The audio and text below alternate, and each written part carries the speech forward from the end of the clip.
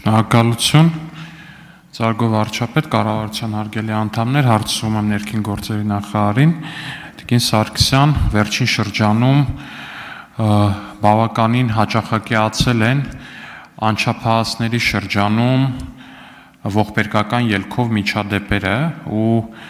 այդ միջադեպերի ընթացքում շատ հաճախ որպես հանցագործության գործիք օգտագործվում է սառը զենք. Այս կտրվածքով հարց հետևյալն է, արդյոք կատարվում են համապատասխան միջոցառումներ կամ գոնե նախատեսվում է Տիկին Անդրեասյանն էլ է այստեղ համատեղ ինչ-որ միջոցառումներ ավագ դպրոցներում մասնավորապես պարբերական շրջայցերի տեսքով ոստիկանության աշխատողների գուցե խուզարկությունների տեսքով այս առումով ինչ-որ միջոցառումներ կատարվում են, թե ոչ, եթե այո, կխնդրեմ փոքրինչ ներկայացնել, շնորհակալություն։ Հարցին կպատասխանի ներքին գործերի նախարար Արփին Սարգսյան, համեցեք։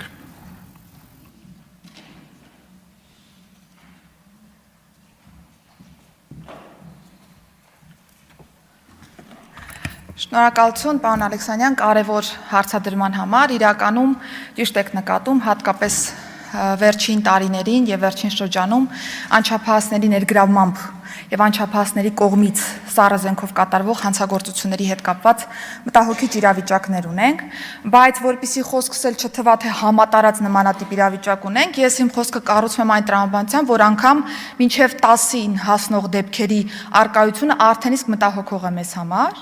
Ըստ այդմ կրթության, գիտության, մշակույթի եւ սպորտի նախարարության գործընկերների հետ մենք պլանավորել ենք նաեւ դպրոցներ ստուգայցեր, համայնքային ոստիկանության տեսուչների կողմից իրականացվում են բարբերաբար այցելություններ դպրոցներ եւ նաեւ իրականացվում է արգելված առարկաների հայտնաբերման process եւս։ Ըստ այդմ ունենք նաեւ օրենսդրական փաթեթ, որտեղ որ հնարավորություն կտանք նաեւ սահմանելու այն արգելված իրերի եւ առարկաների ցանկը, որը որ պիտի հստակ լինի, որպեսզի մենք կարողանանք հետագայում զննության, խուզարկության process-ում կարողանանք հենց այդ ցուցակով առաջնորդվել եւ անչափահասները եւս հասկանան ինչն է կարելի, ինչը հատկապես չի կարելի։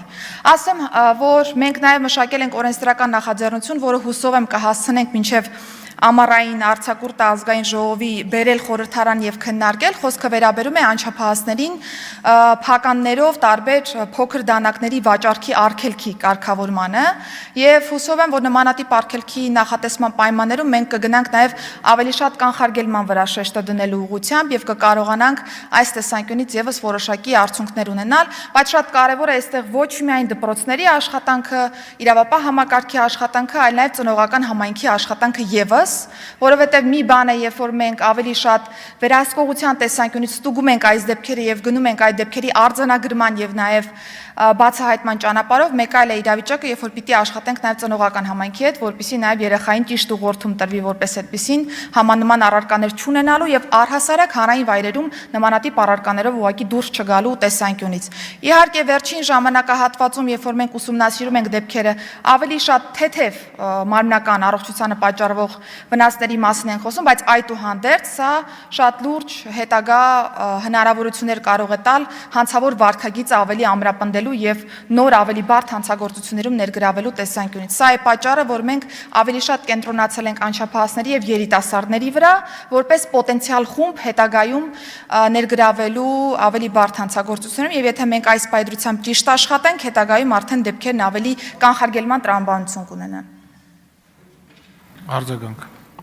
Շնորհակալություն, Տիկին Սարգսյան, իրականում ուզում եի արձագանքով ասեի, որ գործընկերների հետ այսօրին քննարկում ենք, որ գուցե անչափահասներին սառը զենքի վաճառքը կամ այդ դանակների վաճառքի փաստը քրեականացնող ինչ-որ օրինագիծ է պետք պատրաստել, ուզում եի նաև ձեր կարծիքը հասցնել, բայց քանի որ պատրաստում եք նմանատիպ նախագիծ, միայն ուրախ եմ ու ողջունում եմ ու վստահ եմ խորհրդարանը դրական կարձագանքի ձեր այդ նախագծերին, որովհետև իրականում չափազանց խնդրահարույց վիճակ ունենք այս առումով, մի շարք էլեկտրոնային առևտրի չնույնականացվող, որտեղ անձը պարտադիր չի նույնականանա հարթակներում, անունները չտամ էլ, հիմա չգովազդեմ, այդ հարթակներում ցանկացած մեկը կարող է մտնի ու դանակ գնի, ինչ-որ մի բան գնի, որը որ գալիս է հասնում է այդ վաճառքի կետ, փակ տուփով ինչ-որ ոչ մեկ չի տեսնում մեջ ինչը, անչափահասը գնում է, իրան դա հանձնում են, ու ինչ է անելու անչափահասը օրինակ փակովի դանակով։ Ինչ պետք է անի։ Միանշանակա, որ ինչ որ մի պահի, ինչ որ մի հանցագործություն է, դա ինչ որ մի հանցագործություն է բերելու, ողբերգություն է դառնալու, միանշանակ ողջունում եմ թե ստուգայցերի գաղափարը եւ թե ձեր այդ նախաձեռնությունները ու շատ ուրախ եմ, որ ներքին գործերի նախարարությունը արձագանքում է իրավիճակին։ Շնորհակալություն, պարոն Ալեքսանյան, ես նաև առիթից օգտվելով, քանի որ երկրորդ շերտն էլ բացեցիք էլեկտրոնային առևտրի մասով, այստեղ եւս անելիք ունենք որպես այդպեսին, որովհետեւ նաև որոշակի թմրանյութ պարունակող առարկաների ձեռքբերման ուղի սա եւս հանդիսանում է եւ հետեւապես ուրախ կլինեմ, եթե համատեղ նաև դիտարկենք այս հարցը եւս եւ հասկանանք, թե ինչպիսի ռացիոնալ լուծում կարող ենք ունենալ այս տեսանկյունից, որպեսզի մի կողմից էլեկտրոնային առևտրի մասով